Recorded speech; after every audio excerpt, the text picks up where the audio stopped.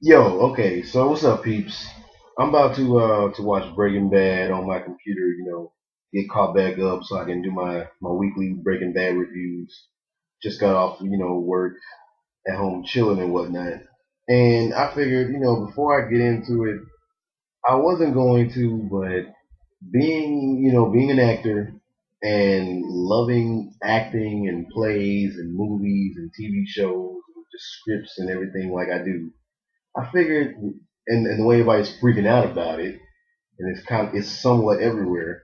I figured I'd weigh in on my thoughts on the whole Ben Affleck schedule, or not scheduled, but what's the word? Scheduled listed cast to play the new Batman, to play Batman in whatever new Batman film that's supposed to be coming out soon. Well, not soon, but supposed to be next. The next Batman movie, Ben Affleck will be Batman. Um, and in my opinion, obviously it's my opinion, it's my video, and I'm talking. But I feel that everybody needs to chill out a little bit. Now, don't go disliking the video before you hear my argument and just disliking it simply because you want to. I mean, if you feel you need to, you feel you need to. But just saying, man. Don't dislike it just because before you hear what I gotta say. But I feel everybody needs to chill out. I,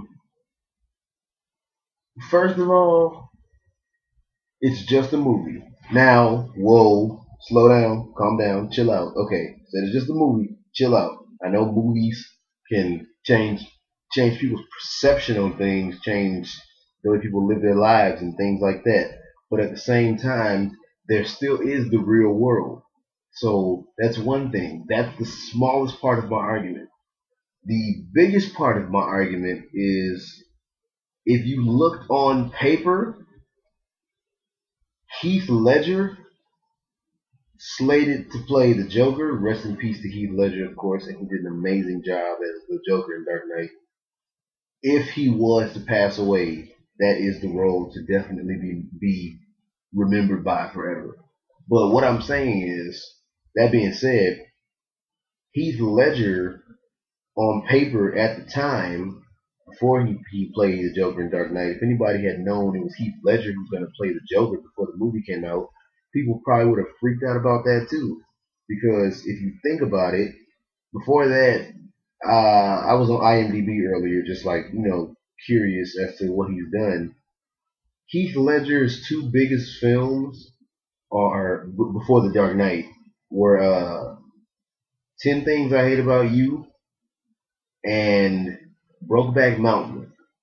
So a chick flick and then a film about two gay cowboys.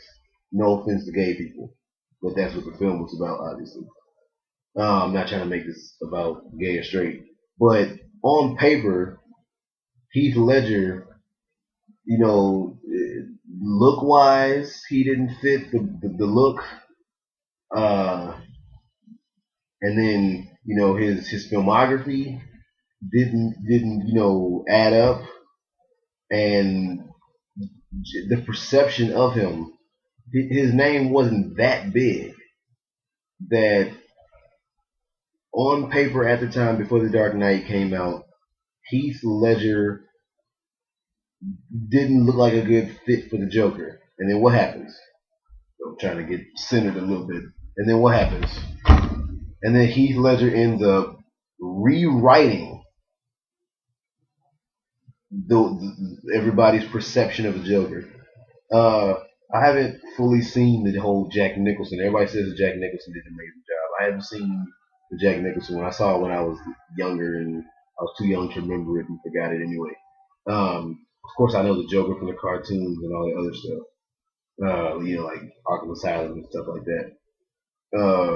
But before that, Heath Ledger made the Joker that much more psychotic, that much more real. It made it seem, that much more relatable, like within the realm of, a superhero movie. You could see it as if somebody really did go crazy and just was a straight psycho, they could turn into this man given the right circumstances. He made it more real and he made the Joker more psychotic. And he did an amazing A+ job. I honestly believe that he made that movie 50 million times better than what it probably was. Not saying that it was bad, but I don't think that people would hold that movie to such a high standard that it's held to if it wasn't for Heath Ledger's portrayal of the Joker in it. It's a shame that he wasn't able to be in The Dark Knight Rises or any other Batman movies for that matter. But what I'm getting at to say that is I'm not trying to put to compare Ben Affleck's acting style and abilities to Heath Ledger's acting style and abilities because doing that to a certain extent, or well, one, that's not the purpose of this video. To a certain extent, it's kind of like comparing apples and oranges when you do that with actors. Sometimes, I'm just doing that to say that first of all, chill out. The movie's not out, people. We don't know how Ben Affleck is going to do in this movie until the movie comes out. Okay?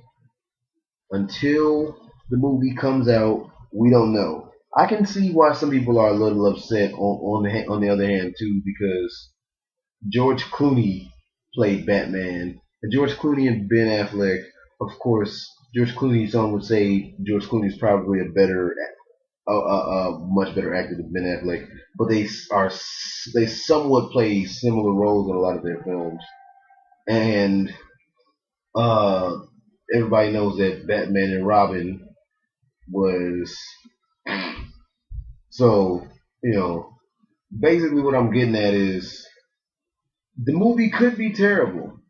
The movie could be one horrific pile of shit that we never want to see again. And at the same time, the movie could, I'm just throwing it out there, and we don't know, the movie could rival The Dark Knight that came out, period. Like, it could stand the test of time and be one of the greatest portrayals of Batman that we've ever seen. Or it could be one of those we wish we never saw it. All I'm saying is, all of this huge uproar over him playing Batman, it doesn't need to be as exaggerated as a lot of people are making it seem. Also, Ben Affleck as Batman, look wise, doesn't look that crazy anyway. I could see people freaking out if they cast somebody like Cedric the Entertainer as Batman. That would just be ludicrously absurd because no matter how good of a job Cedric the Entertainer does as Batman, Batman is muscular and white. Cedric the Entertainer is fat and black. So okay. Ben Affleck, facial wise, age wise, race wise, and anybody can get muscular if necessary. All of that would work. So all I'm saying is, I'm not saying that I'm right as far as like I'm not saying the film is going to be amazing and great, and I'm not saying the film is going to be terrible. Don't take that from this video. I'm not saying either way. My only argument that I'm throwing out, the thesis that I'm stamping in this video, if you take anything away, is let's wait and see before we jump to any conclusions. Okay? Now go ahead and click the thumbs down button because I'm pretty sure a lot of y'all already did that anyway. That came off a lot more cocky than I wanted it to. I hope y'all don't thumbs it down. But yeah, let's get a discussion started. Seriously, I'm curious to see what people have to say about this. Civil comments, please. Oh man, asking the internet for civil comments is almost like asking a host person to change. It's like you can do it, but it's worthless. It's like I don't know. I don't have anywhere to go with that analogy. It sounded better until I tried to elaborate. Anyway, I'm done rambling and talking or whatever. So back to your regular scheduled programming. And as always, people, if you don't watch You Lose TV, you lose.